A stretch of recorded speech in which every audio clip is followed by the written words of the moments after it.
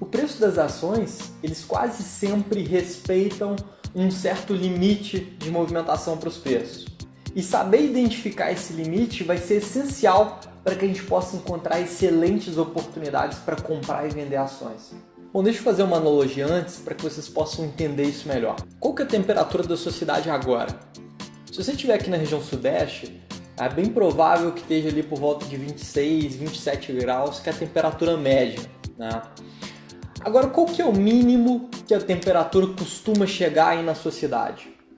Continuando no exemplo aqui da região sudeste, eu diria que muito dificilmente a temperatura chegaria ali abaixo dos 12, 13 graus. Ao mesmo tempo, ela também não passaria ali dos 38, 39 graus, concorda?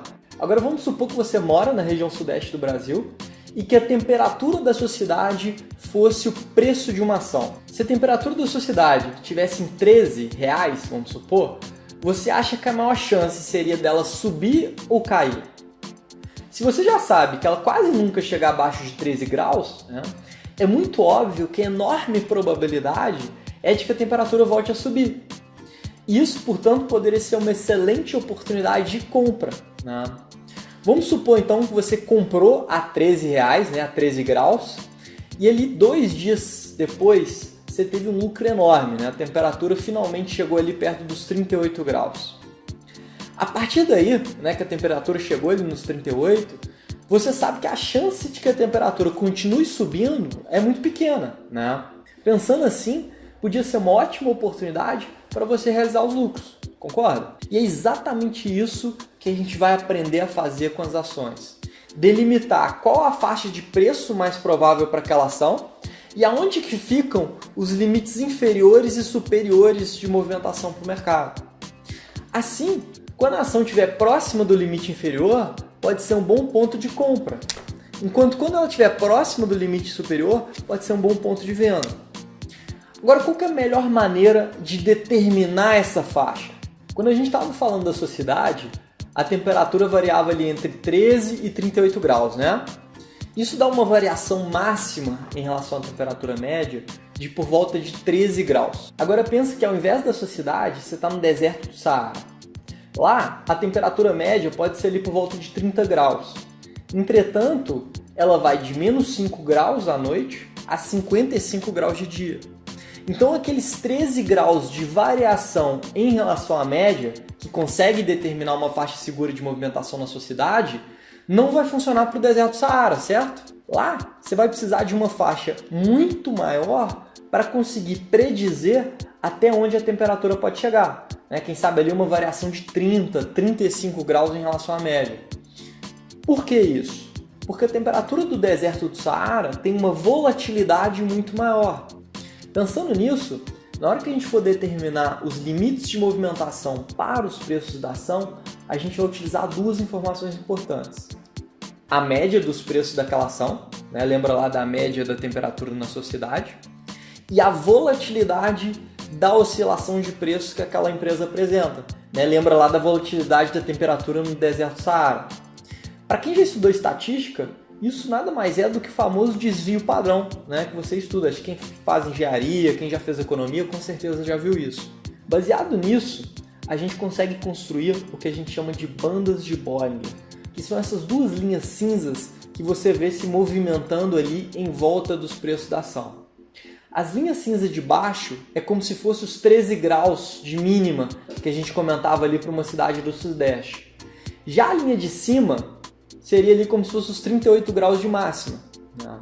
Assim como a temperatura da nossa cidade exemplo, 95% do tempo o preço das ações vai estar dentro dessas 2 linhas.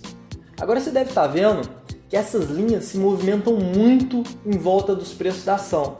Por que isso acontece? Porque diferente da média de temperatura da sua cidade, a média do preço das ações varia muito conforme o tempo passa. Isso faz com que a faixa mais provável de preço para as ações oscile bastante. Por isso a gente utiliza uma média do preço nos últimos 20 dias para construir as nossas bandas de Bollinger. Então quando o dia de amanhã entrar no cálculo das bandas, o dia de 20 dias atrás sai do cálculo das bandas. Então com isso, ao longo do tempo essa média vai se movimentando para se ajustar às mudanças no preço.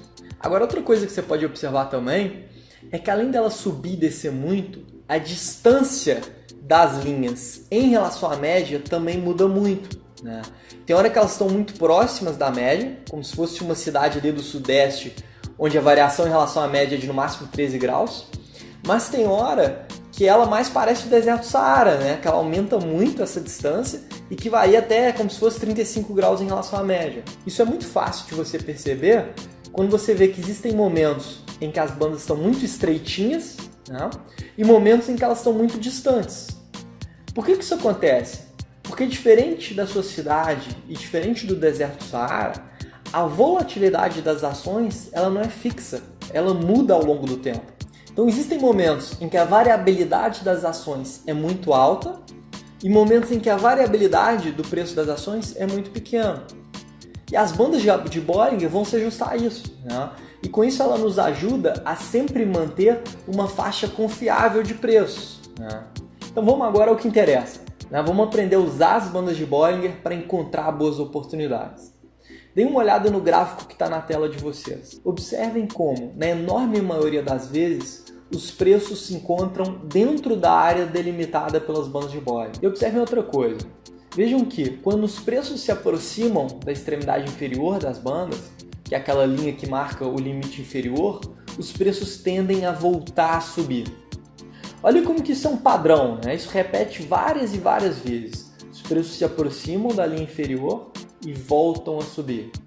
Assim como se fosse um gráfico da temperatura da sua cidade, com uma linha inferior ali em 13 graus. Quase sempre que a temperatura chega ali, volta a subir. Eu sei que tem muita gente do sul que investe na bolsa e deve estar falando lá, não tia, na minha cidade não é bem assim, né? Então, esse exemplo aqui, vamos pensar numa cidade do sudeste.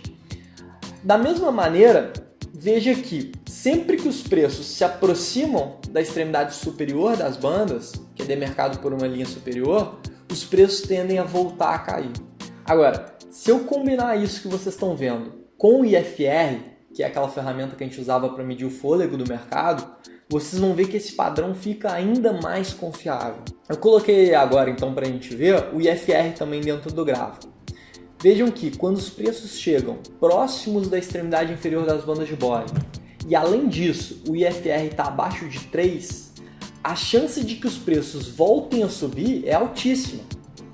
Então quando isso acontece, a gente pode vir a ter oportunidades maravilhosas de compra daquela ação. Da mesma maneira, quando o IFR chega acima de 97 e os preços se aproximam da extremidade superior das bandas de Bollinger, os preços quase sempre voltam a cair.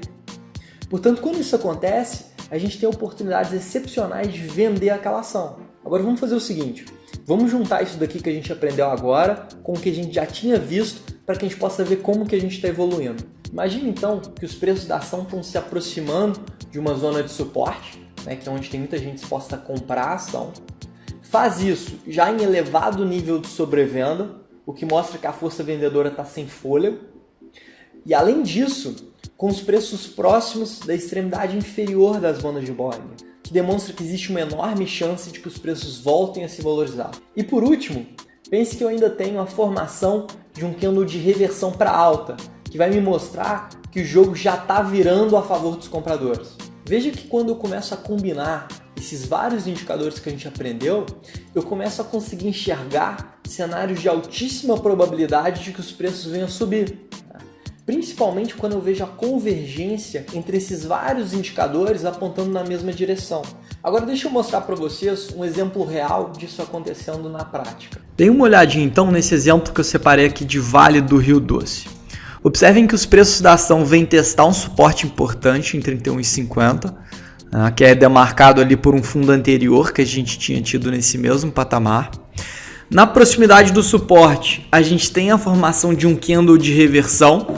Vejam que a gente tem uma sombra inferior mostrando que realmente houve a reentrada da pressão compradora na proximidade desse suporte. Além disso, a gente tem os preços próximos da extremidade inferior das bandas de Bollinger e, além disso, temos o IFR abaixo de 3.